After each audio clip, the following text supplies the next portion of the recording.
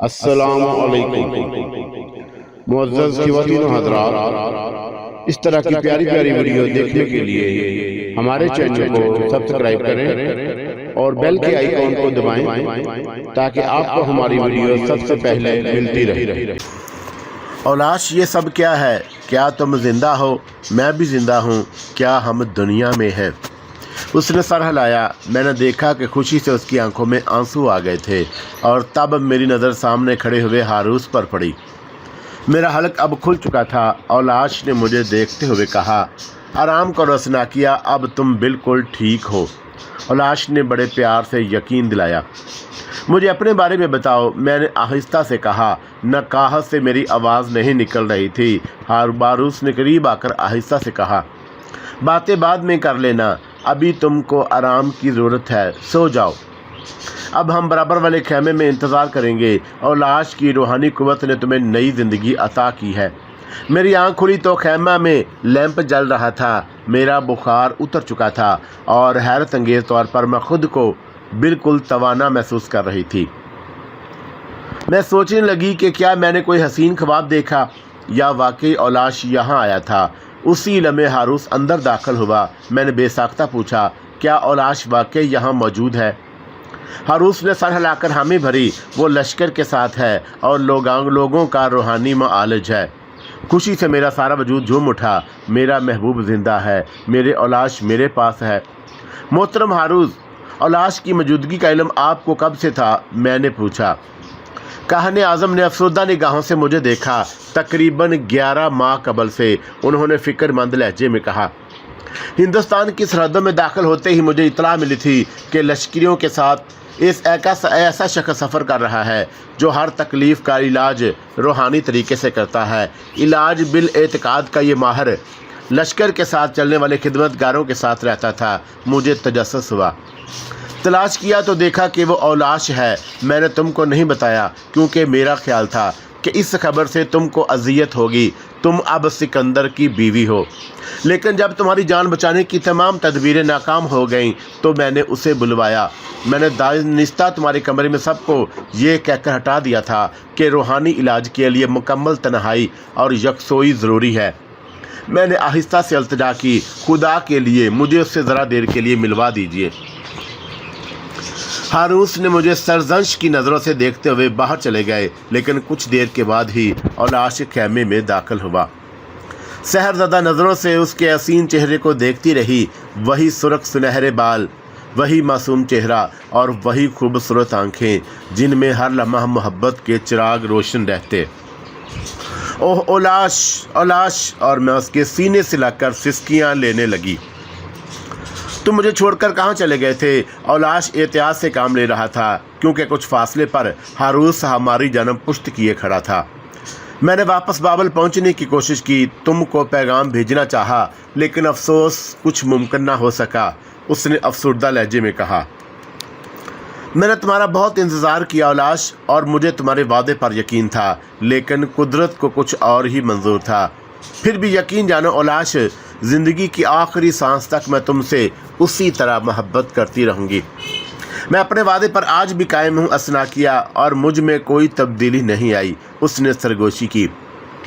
میں بے ساختہ رو پڑی۔ میں آج بھی تمہاری ہوں اولاش، ہمیشہ تمہاری رہوں گی، لیکن میں سمجھی کہ تم جنگ میں مارے گئے، میں نے سسکیاں لیتے ہوئے کہا۔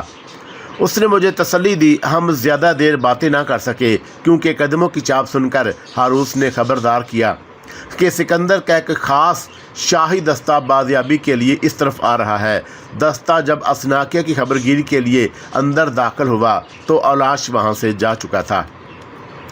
شاہی دستے نے اسناکیہ کی خیریت دریافت کی اور اس کے بعد وہاں سے چلا گیا۔ شاہی دستے کے جانے کے بعد میں نے ضد کر کے ہاروس کو مجبور کیا کہ اولاش کو بلوائیں۔ انہوں نے اور سبا نے مجھے باز رکھنے کی کوشش کی اور سمجھایا کہ اس طرح بار بار اس کا بلاوا لوگوں کو شبے میں مبتلا کر سکتا ہے، لیکن میں نہیں مانی۔ مجبوراً انہوں نے ایک قاصد کو بھیج کر اولاش کو بلوا لیا۔ وہ خود تو چلے گئے لیکن سبا اور قاصد کو خیمے میں چھوڑ دیا۔ میرا بس نہیں چل رہا تھا کہ کس طرح اولاش کے بازوؤں میں سما جاؤں، لیکن احتیاط دامن گیر تھی، اس لیے دل پر جبر کر کے رہ گئی۔ دیر تک سرگوشیوں میں اظہار محبت کرتے رہے۔ پھر میں نے پوچھا کہ تم مجھ سے بابل آ کر کیوں نہیں ملے؟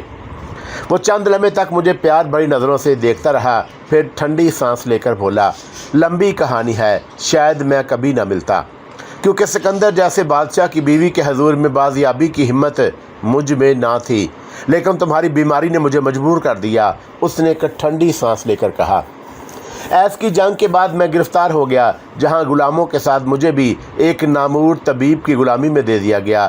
طبیب نے جب جڑی بوٹیوں میں دلچسپی دیکھی تو آزاد کر کے مجھے اپنا شاگرد بنا لیا، اور وہیں ایک مرتبہ ایسا اتفاق ہوا کہ ایک مریض کو جب کسی دوا سے افاقہ نہ ہوا اور اس کی موت یقینی نظر آنے لگی تو میں نے دعاؤں اور روحانی طریقے سے علاج کیا اور اس کی شفا ہو گئی۔ اس دن مجھے اپنی اس انجانی روحانی قوت کا پہلی بار اندازہ ہوا۔ اولاش نے مسکراتے ہوئے کہا، اور پھر مجھے محبت بھری نظروں سے دیکھتا ہوا بولا، لیکن اسناکیا، میں تمہارے فراق میں تڑپ رہا تھا، اس لیے موقع ملتے ہی فرار ہو کر یروشلم پہنچ گیا، لیکن گھر پر بھی جی نہ لگا تو کسی نہ کسی طرح بابل پہنچنے میں کامیاب ہو گیا، لیکن افسوس کہ بہت دیر ہو چکی تھی۔ اس نے سرد آہ بھر کر کہا کہ جس دن میں وہاں پہنچا اس روز تمہاری شادی کا جشن منایا جا رہا تھا۔ او اولاش، میں مجبور تھی، خدا کی قسم اس میں میری مرضی کا کوئی دخل نہ تھا۔ مجھے معلوم ہے اسناکیا، میں تم کو الزام نہیں دیتا، شاید یہی ہماری قسمت ہے۔ اولاش نے غم زدہ اور مایوس لہجے میں کہا، میں آج بھی۔ لیکن ابھی اولاش کا جملہ پورا نہیں ہوا تھا کہ صبا بھاگ کر قریب آئی اور بتایا کہ مقدونی عورتیں اس طرف آ رہی ہیں۔ اس طرح یہ گفتگو نامکمل رہ گئی۔ ذیشان عالی اسناکیا کے سیے سے میں ایک عجیب سے موڑ پر تھی۔ ایک طرف دنیا کا عظیم فاتح سکندر اعظم، ایک طرف اسناکیا کا محبوب اولاش۔ بڑی عجیب صورتحال تھی۔ اسناکیا سکندر کی بیوی تھی، جبکہ اولاش لشکریوں میں ان غریب لوگوں کے ساتھ رہتا تھا جو بن بلائے مہمانوں کی طرح فوج کے ساتھ سفر کر رہے تھے اور لوگوں کی خدمت کر کے اپنا پیٹ بھرتے۔ میں ہر لمحہ ان سے ملنے کے لیے تڑپتی رہتی۔ پھر اچانک مجھے ایک ترکیب سوجی، اگر کسی طرح سکندر کو اس بات پر راضی کر لیا جائے کہ اولاش کو شاہی معالجوں میں شامل کر لے تو ملاقات ہونے کی راہ ہموار ہو سکتی تھی۔ کچھ دن کے بعد ہم سکندر کے پاس پہنچ گئے، اور رات کو جب ہم شاہی خیمے میں یکجا ہوئے تو میں نے اپنے بچے کی موت کا ذکر شروع کر دیا۔ سکندر نے مجھے فوراً ٹوک دیا اور بولا، اسے بھول جاؤ اسناکیا، تم موجود ہو تو دیوتا ہمیں اس کا نام البدل بھی ضرور دیں گے۔ میں تو اس بات پر شکر ادا کرتا ہوں کہ تمہاری جان بچ گئی۔ مجھے موقع مل گیا تھا، اس لیے میں نے فوراً کہا، اگر اولاش نہ ہوتا تو میں بھی تم سے ہمیشہ کے لیے جدا ہو گئی ہوتی۔ کیا تم اس روحانی معالج کو انعام نہ دو گے؟ اوہو کیوں نہیں، اور اس نے میری اسناکیا کو شفا یاب کیا ہے۔ میں خود بھی اس عطائی سے ملنے کا خواہش مند ہوں۔ وہ عطائی نہیں ہے سکندر۔ جب تمام شاہی اتباع میری زندگی سے مایوس ہو چکے تھے تب اس نے مجھے صحت یاب کیا۔ اوہو، تم تو واقعی اس کی بڑی متقد ہو گئی ہو، سکندر نے مسکرا کر جواب دیا۔ لو، میں بھی دیکھ لیتا ہوں کہ اس کے پاس کیا ہے۔ سکندر نے حکم دیا کہ اولاش کو فوراً حاضر کیا جائے۔ میرا دل خوشی سے اچھلنے لگا، لیکن جب خادم نے اطلاع دی کہ اولاش حاضر ہو گیا ہے تو اچانک میرا چہرہ زرد پڑ گیا۔ مجھے فوراً خدشہ محسوس ہوا کہ اگر سکندر کو ہماری محبت پر ذرا بھی شبہ ہو گیا تو میرا جو حشر ہوگا وہ تو اپنی جگہ، اولاش کی موت یقینی۔ بڑی مشکل سے میں نے خود پر قابو پایا اور اسی لمحے اولاش خیمے میں داخل ہوا اور اس نے زمین بوس ہو کر سکندر کو تعظیم دی۔ سکندر اعظم کا اقبال بلند ہو، غلام حاضر ہے۔ اولاش نے نظریں جھکائے ہوئے کہا۔ سکندر خوش ہو گیا کیونکہ اولاش نے یونانی زبان میں بات کی تھی۔ اٹھو اولاش، میرے قریب آ کر بیٹھو، سکندر نے اولاش کو گھورتے ہوئے کہا۔ میں تمہارا ممنون ہوں کہ تم نے میری اسناکیا کی جان بچا کر میری خوشنودی حاصل کر لی، اور تم بڑی شستہ یونانی بولتے ہو۔ کیا تم نے دوسرے مضامین میں بھی تعلیم حاصل کی ہے؟ شہنشاہ اعظم، پہلے میں نے مذہبی تعلیم حاصل کی، پھر ریاضی، یونانی، عبرانی اور پھر موسیقی کی تعلیم حاصل کی۔ میں بڑا اچھا گلوکار تھا، لیکن ظاہر کے محاصرے کے دوران ایک تیر نے میرا گلا ایسا زخمی کیا کہ میں نے گانا چھوڑ دیا۔ اولاش، میرے استاد نے مجھے طب کی تعلیم دی ہے، اس لیے مجھے روحانی علاج پر اعتبار نہیں، لیکن تم مجھے بلا جھجک اس کے بارے میں بتاؤ۔ اولاش نے مختصراً بتایا، میں نے جنگ کے دوران بہت سے زخمیوں کو اس طریقے سے شفا یاب کیا تھا، تو پھر اپنے گلے کا علاج کیوں نہ کر سکے؟ سکندر نے فوراً ٹوکا۔ اس لیے علی جا کہ جو تسکین دوسروں کو شفا یاب دے کر ہوتی ہے وہ گانے سے کبھی نہ ہوئی تھی۔ اولاش نے برجستہ جواب دیا، خدمت روح کی تسکین کا سب سے بہتر ذریعہ ہے۔ تم کہتے ہو کہ تم نے میری اسناکیہ کا علاج دعاؤں سے کیا ہے۔ سکندر نے کہا، اگر تم نے طب کا مطالعہ کیا ہوتا تو تم کو یہ معلوم ہوتا کہ دوا کے بغیر علاج ناممکن ہے۔ میرے آقا، میں نے 5 سال تک طب کا مطالعہ بھی کیا ہے۔ میرے استاد ایک ماہر طبیب تھے اور انہوں نے مجھے طب کی مکمل تعلیم دی۔ اولاش نے جواب دیا، واقعی؟ سکندر نے حیران ہو کر پوچھا اور پھر اولاش سے دواؤں اور طریقہ علاج کے بارے میں پوچھتا رہا۔ اولاش کا ہر جواب سکندر کی حیرت میں اضافہ کر رہا تھا۔ پھر سکندر نے کہا، تم واقعی ایک ماہر طبیب ہو، لیکن کیا یہ حقیقت ہے کہ دواؤں کی بجائے صرف دعا سے علاج کر سکتے ہو؟ سکندر نے اولاش کو غور سے دیکھتے ہوئے کہا، میں قسم کھاتا ہوں کہ یہ حقیقت ہے۔ اولاش نے یقین دلایا، آپ نے سنا ہوگا کہ ایک شخص موسیقی سے علاج کیا کرتا تھا۔ میں نے ان ان گنت لب دم زخمیوں اور مریضوں کا صرف دعا سے علاج کیا۔ اگر تم اس پائے کے مالج ہو تو پھر لشکریوں میں کیوں پڑے ہو؟ تم تو اپنی اس صلاحیت سے دنیا کی کثیر دولت کما سکتے ہو۔ غریب لشکریوں کو میری ضرورت ہے، وہ دوا کے اخراجات برداشت نہیں کر سکتے اور میری ضروریات بڑی محدود ہیں۔ اولاش نے جواب دیا، تم فلسفی بھی معلوم ہوتے ہو۔ اولاش، میں تمہیں اسناکیہ کے علاج کا منہ مانگا انعام دوں گا۔ سکندر نے ہنستے ہوئے کہا، بولو کیا چاہتے ہو؟ یہ لو سونے کی تشتری تمہاری نظر۔ جہاں پناہ آپ کی سخاوت اور ذرا نوازی کا شکریہ، لیکن مجھے دولت نہیں چاہیے۔ دولت نہیں چاہیے؟ سکندر نے حیران ہو کر کہا، تو پھر خدا کے بندے تم کو اور کیا چاہتے ہو؟ غریب لشکریوں کے لیے مویشی، ان کی افلاس زدہ بچوں کے لیے گائے کے دودھ کی ضرورت ہے اور ان کا پیٹ بھرنے کے لیے گوشت کی۔ ان احمقوں سے کس نے کہا تھا کہ گھر بار چھوڑ کر فوج کے پیچھے لگ جائیں؟ سکندر غصے میں گرجا، لیکن فوراً ہی نرم پڑ گیا۔ لیکن گھبراؤ نہیں، تمہاری خواہش ضرور پوری کی جائے گی۔ اولاش شکریہ ادا کر کے چلا گیا تو سکندر نے مجھے کو مخاطب کیا، یہ شخص مجھے پسند ہے، لیکن اس طریقہ علاج پر مجھے یقین اب بھی نہیں آتا، خود مشاہدہ کروں گا۔ دوسرے دن صبح سویرے میں شاہی طبیب اور سکندر بھیس بدل کر خدمت گاروں کے خیموں میں پہنچ گئے۔ ہمارے چہرے تقریباً چھپے ہوئے تھے۔ اولاش کو تلاش کرنے میں کوئی دشواری نہ ہوئی۔ ایک جگہ بہت سا مجمع لگا ہوا تھا۔ اولاش ان کے درمیان آنکھیں بند کیے عبادت کے انداز میں بیٹھا دعا پڑھ رہا تھا کہ سامنے اسٹریچر پر 12-13 برس کا ایک لڑکا لیٹا تھا، پر امید نگاہوں سے اولاش کے چہرے کو گھور رہا تھا۔ شاہی طبیب لڑکے کو دیکھ کر چونک پڑا۔ علی جا، یہ ناممکن ہے، اس نے سرگوشی کی۔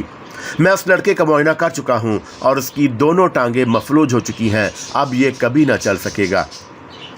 شاہی طبیب کی اس بات پر میرا دل ڈوبنے لگا۔ اگر اولاش ناکام ہو گیا تو سکندر کی نظروں سے ہمیشہ کے لیے اتر جائے گا۔ ہم سب انتظار کرتے رہے یہاں تک کہ کئی گھنٹے گزر گئے اور سورج زوال پر آ گیا، لیکن اولاش اسی طرح آنکھیں بند کیے دعا کر رہا تھا۔ جیسے جیسے وقت گزرتا جا رہا تھا میرے اندیشے بڑھتے جا رہے تھے۔ شاہی طبیب نے کئی بار سکندر سے کہا کہ انتظار فضول ہے، لڑکا ہرگز نہیں چل سکے گا، لیکن سکندر بھی ٹس سے مس نہ ہوا، یہاں تک کہ سہ پہر کا وقت آ گیا۔ مایوسی سے میرا دل بھی ڈوبنے لگا کہ اچانک مجمع کے لبوں سے حیرت و استجاب کا نعرہ بلند ہوا۔ میں نے جلدی سے اس طرف دیکھا، لڑکا خود اٹھ کر بیٹھ گیا تھا۔ اسی لمحہ اس کی ماں مجمع کو چیرتی ہوئی آگے بڑھی۔ ماں کو دیکھتے ہی لڑکا خوشی سے چیختا ہوا اس کی سمت بھاگا، ماں میں چل سکتا ہوں، میں چل پھر سکتا ہوں، میرے پیر ٹھیک ہو گئے ہیں۔ اولاش کو شاہی معالج کا عہدہ مل گیا اور اسے شاہی خیموں کے درمیان جگہ دے دی گئی۔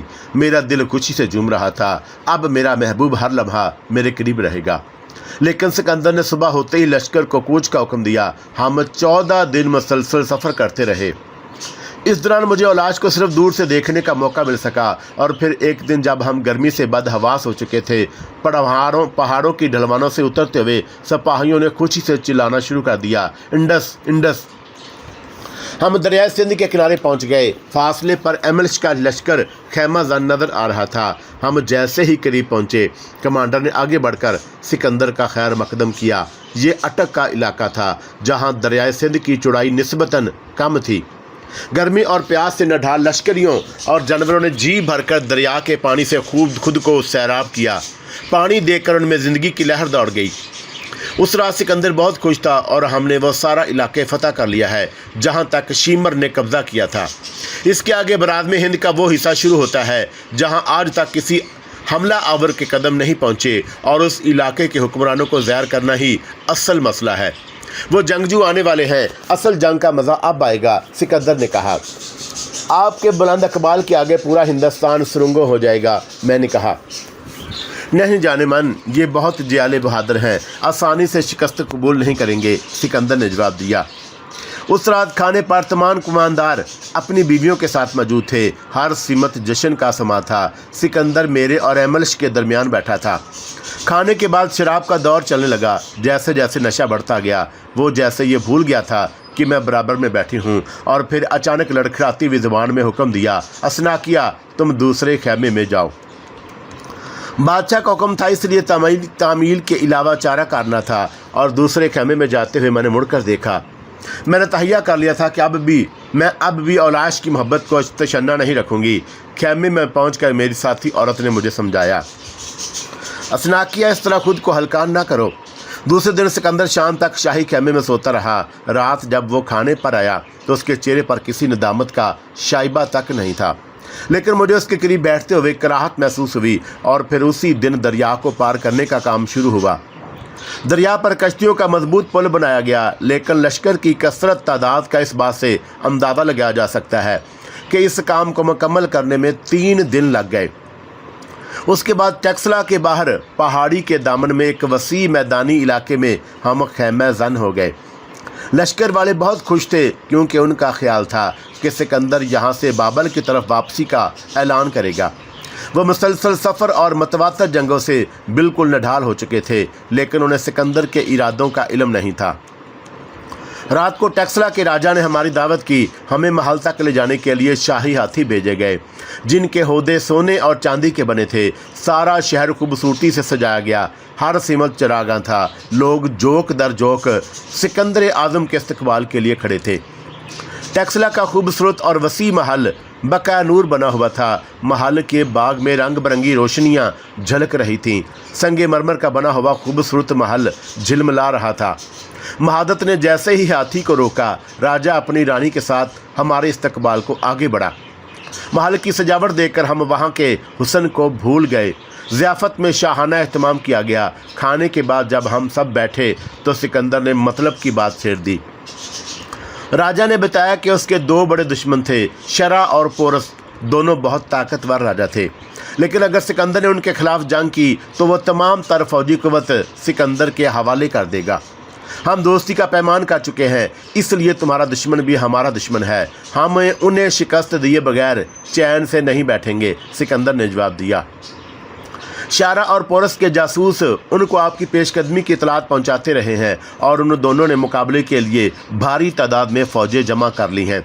सिकंदर इस इत्तला पर मुस्कुरा दिया और उसने राजा से पूछा, क्या दरियाए जेहलम को पार करना दुश्वार होगा? बहुत दुश्वार, क्योंकि बाज़ जगह ये दरिया इतना चौड़ा है कि उस पर समुंदर का गुमान होता है, और दूसरी जगहों पर उसका बहाव इतना तेज़ है कि हाथी के पैर जमना भी मुश्किल होंगे। फिर पानी में नोकीली चट्टानों की वजह से कश्तियों के डूबने का खतरा भी रहता है। राजा, तुमने इस तरह दुश्वारियों का जिक्र करके मेरे इरादे और मजबूत कर दिए। हमने दरियाई जेहलम से ज़्यादा बड़ी मुश्किलात को सर किया है। कल हम शारा और पोरस के पास कासद रवाना करके उनको इतलात का पैगाम देंगे। अगर वो नहीं माने तो फिर हमें तलवारें उन्हीं सुरंगों करने के लिए तैयार हैं। सिकंदर के कमांडरों ने एक दूसरे को मैनी खेद नज़रों से देखकर सरगोशियाँ शुरू कर दी, और वो इस जंग के लिए तैयार न थे, लेकिन सिकंदर का फैसला हमेशा अटल होता था। दूसरे दिन राजा ने शहर की सैर कराने का एहतमाम किया। तमाम दिन जुलूस की शक्ल में टेक्सला के गिरदो नवाब में घूमते रहे। राजा हमको सांप के बाग में ले गया। ये सब मुकद्दस सांप थे, और उनमें इतने बड़े असदे भी थे कि पूरा आदमी निगल जाते। एक पिंजरे में बहुत से चमकीले सांप थे। राजा ने बताया कि ये बड़े जहरीले हैं और इनका कांटा पलक झपकते में मर जाता है। उसने खबरदार किया कि जेहलम के करीब ये बकसरत पाए जाते हैं। दूसरे दिन मैंने लो लग जाने का बहाना किया और सिकंदर के साथ नहीं गई। मेरा दिल औलाद से मिलने के लिए बेकरार था। सिकंदर को मेरी नासादी तबीयत पर यकीन आ गया, क्योंकि बला की गर्मी पड़ रही थी, इसलिए वो तनहा चला गया। مطلع صاف ہوتے ہی میں نے صبا کو دوڑایا کہ وہ اولاش کو بلا لائے اور اس نے خوفزدہ نگاہوں سے مجھے دیکھا۔ میں نے اسے ڈانٹا کہ وہ حکم کی تعمیل کرے، سکندر شام سے پہلے واپس نہیں آئے گا۔ کیمپ ویران پڑا ہے کیونکہ سارے لوگ شہر گھومنے گئے ہیں۔ تم میرے غلاموں کو بھی چاندی کے سکے بانٹ کر شہر جانے کی اجازت دے دو۔ سکندر کو معلوم ہے کہ میری طبیعت ناساز ہے، اس لیے وہ اولاش کی آمد پر شبہ نہ کرے گا۔ شاہی معالجوں کا خیمہ بالکل ہی قریب تھا۔ ذرا دیر بعد صبا نے آ کر اولاش کی آمد کی اطلاع دی اور میں نے کہا کہ اسے اندر لے آؤ اور تم ہمارے خاص آدمی کے ساتھ خیمے کے دوسرے حصے میں جا کر بیٹھو۔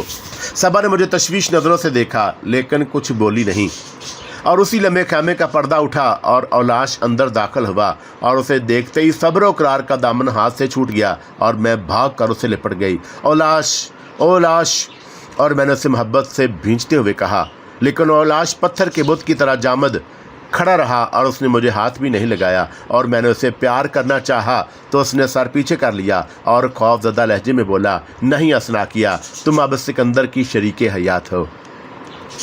میں نے اسے حیرت سے دیکھا لیکن اس میں میری مرضی کو دخل نہیں تھا، میں مجبور تھی۔ اولاش خاموش رہا اور اس نے آہستہ سے میرے بازوؤں کو علیحدہ کر دیا۔ اسناکیہ جیسی حسین و جمیل عورت کو جس کے لیے سکندر جیسا شہنشاہ دیوانہ تھا، اسے اولاش جیسا ایک حقیر سا آدمی یوں ٹھکرا رہا تھا۔ میں مایوسی اور غصے میں کانپنے لگی اور حقارت سے اس پر تھوک دیا، جھوٹے مکار، تو نے تو آخری سانس تک مجھ سے محبت کرنے کی قسم کھائی تھی، کیا وہ سب فریب تھا؟ اولاش اسی طرح ساکت کھڑا رہا، اور میں نے ہمیشہ تمہاری پرستش کی ہے، میں ہمیشہ تم سے محبت کرتا رہوں گا، اتھا محبت اسناکیہ، لیکن اب تم شادی شدہ ہو۔ اس سے کیا ہوتا ہے؟ یہ زبردستی کی شادی تھی اولاش، میں کتنی بے قراری سے تمہارا انتظار کر رہی تھی، تم کو میرے دل کی تڑپ کا اندازہ نہیں اسناکیہ، اس میں ہر لمحہ تمہارے لیے ٹھیس اٹھتی ہے۔ آہ، تم نے صبر و اقرار کے بندھن توڑ دیے، اب میں صبر نہیں کر سکتا اولاش، اور میں تمہارے بغیر زندہ نہیں رہ سکتی۔ جانے من قسمت کا لکھا کون مٹا سکتا ہے؟ اس نے ایک سرد آہ بھر کر کہا اور آہستہ سے اٹھ کر کھڑا ہو گیا۔ جو کچھ اس دل پر گزرتی رہی اس کا اندازہ تم بھی نہ کر سکو گے اسناکیہ، اب مجھے اجازت دو، میرا ٹھہرنا مناسب نہ، اس شرط پر کہ کل تم پھر اسی وقت یہاں آؤگے، اور فکر نہ کرو، میں نے سکندر سے بہانہ کر دیا ہے کہ میری طبیعت ناساز ہے۔ میں اسے بتا دوں کہ میں نے تمہیں علاج کے لیے طلب کیا تھا۔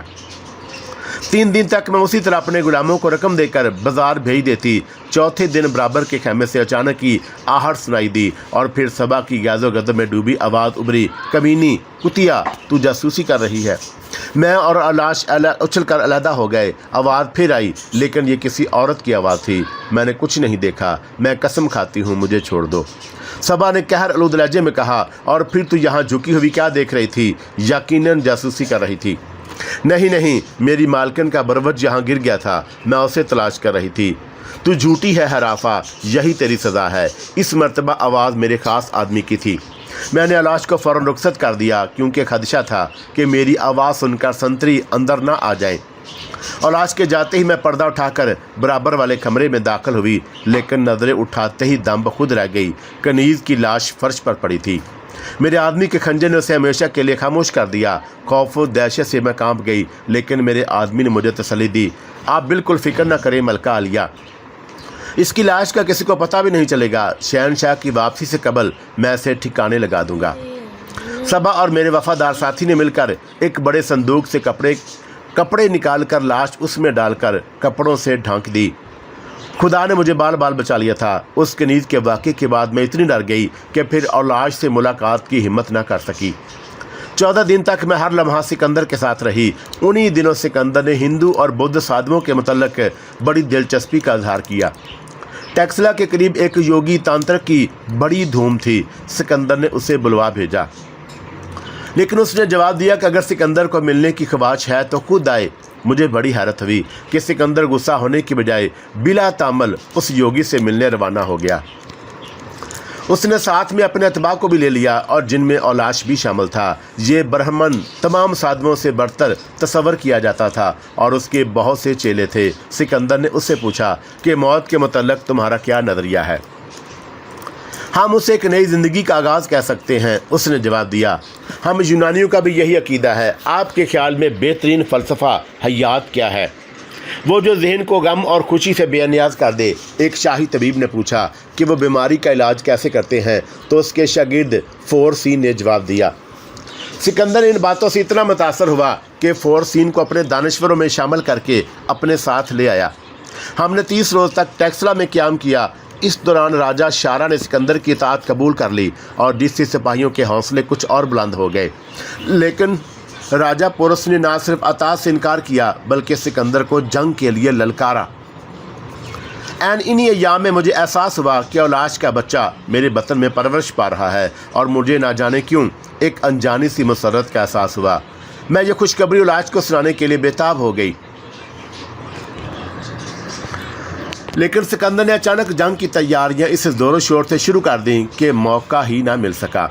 ہم جیسے ہی پورس کے مقابلے کے لیے روانہ ہوئے، بارشیں شروع ہو گئیں۔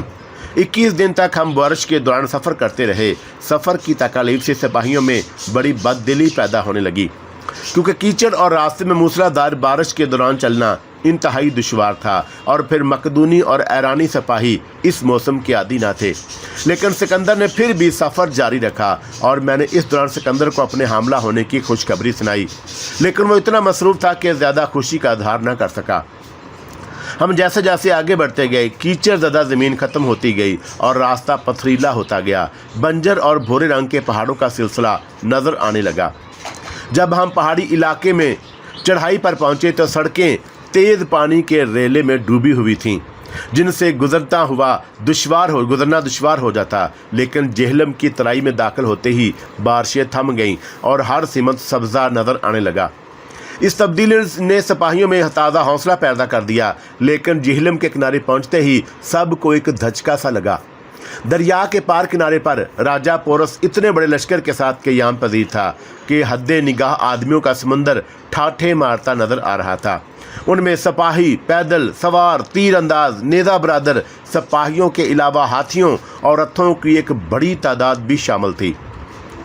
سکندر نے بھی دریا کے کنارے خیمہ زن ہونے کا حکم دیا۔ اب دونوں فوجیں آمنے سامنے تھیں، اور درمیان میں صرف دریائے جہلم حائل تھا، جس کا طغیاتی زدہ پانی ٹھاٹھے مار رہا تھا۔ رات کو سکندر نے تمام کماندروں کی مجلس بلائی اور ان سے کہا کہ پورس کی فوجوں کی موجودگی میں دریا کو عبور کرنا ناممکن ہے۔ ہمارے گھوڑے ہاتھیوں کو دیکھ کر خوفزدہ ہو جائیں گے اور کنارے پر جانے کی بجائے دریا میں پھنس کر رہ جائیں گے۔ اس لیے دریا پر کرنے کا صرف ایک طریقہ ہے، ہمیں کوئی خفیہ راستہ تلاش کرنا ہوگا۔ تمام کماندروں نے اس بات سے اتفاق کیا کہ سکندر چند لمحے خاموش رہنے کے بعد بولا، اس کے لیے ضروری ہے کہ ہم پورس کو دھوکے میں رکھیں۔ ہم لمحہ بے لمحہ اپنے دوستوں کو گھاٹ کی مختلف سمتوں میں اس طرف حرکت دیتے رہیں جیسے پار کرنے کا ارادہ کر رہے ہیں، اور جب مقابل کنارے پر پورس کو فوج جمع ہو جائے تو پھر کسی اور سمت رخ تبدیل کر دیں، اور اس کے لیے ہمیں لشکر کو مختلف حصوں میں تقسیم کر دینا چاہیے۔ مختلف ٹکڑیاں دریا پار کرنے کا تاثر دے کر پورس کو مصروف رکھیں، اور اس دوران ہم دوسرے کنارے پر پہنچنے کے لیے کوئی محفوظ اور خفیہ راستہ تلاش کریں۔ اسی کے ساتھ ہم اپنی کشتیوں کو بھی دریا میں اتار دیں اور انہیں بھی اس مقصد کے لیے حرکت دیتے رہیں۔ ایملش نے رائے پیش کی۔ بالکل مناسب رائے ہے، سکندر نے جواب دیا۔ بارش پھر اچانک شروع ہو گئی اور 2 دن تک دریا کی سطح بہت بلند ہو گئی۔ اس دوران سکندر کی حکمت عملی نے پورس کو پریشان اور حیران کر دیا۔ کبھی وہ دیکھتا کہ کشتیاں دریا پار کرنے کے لیے تیار ہو رہی ہیں، کبھی وہ دیکھتا کہ سپاہی مسلح ہو کر سوار ہو رہے ہیں اور اپنی فوج کو جمع کرتا، تو کچھ دیر کے بعد دور کسی اور کنارے پر سکندر کی فوجیں جمع ہو کر نعرہ زنی شروع کر دیتی۔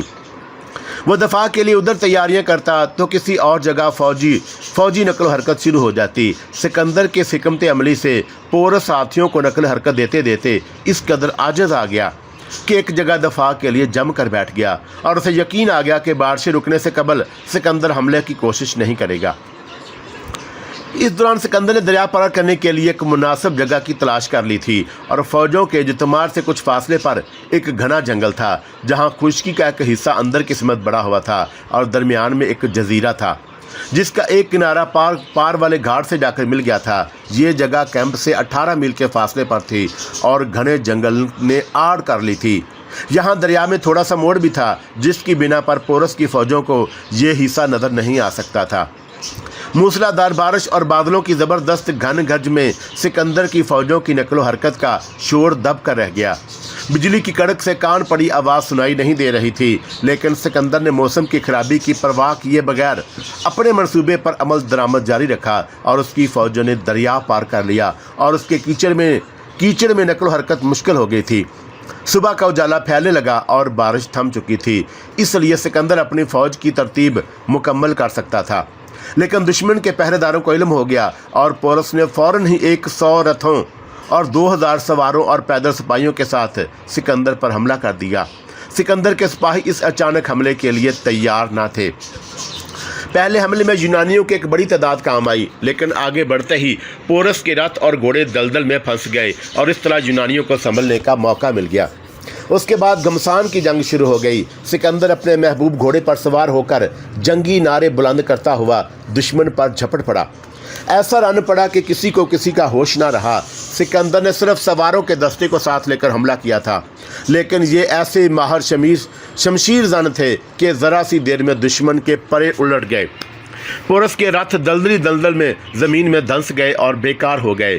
सूरत हाल से घबरा कर उसने अपने सवारों को पीछे हटाया और मुसलसल पीछे हटता हुआ हाथियों के पीछे जा रुका। अब हाथियों का दस्ता एक दिफाई दीवार की तरह दरमियान में हाल था और पोरस ने हाथों के हमले का हुक्म दिया। बख्तर बंद हाथियों की तादाद 200 थी और हर हाथी के दरमियान 100 फुट का फासला था, जिसमें तीर अंदाज खड़े थे। लेकिन उनकी कमानें इतनी बड़ी और भारी थीं कि उनको ज़मीन पर रखकर निशाना लगाना पड़ता और हाथियों के पीछे 30,000 सवार थे और 3 सुरत थे। 300 रथ जिन पर 2 तीर अंदाज और 2 डार बहादुर उनके दफा के लिए मौजूद थे।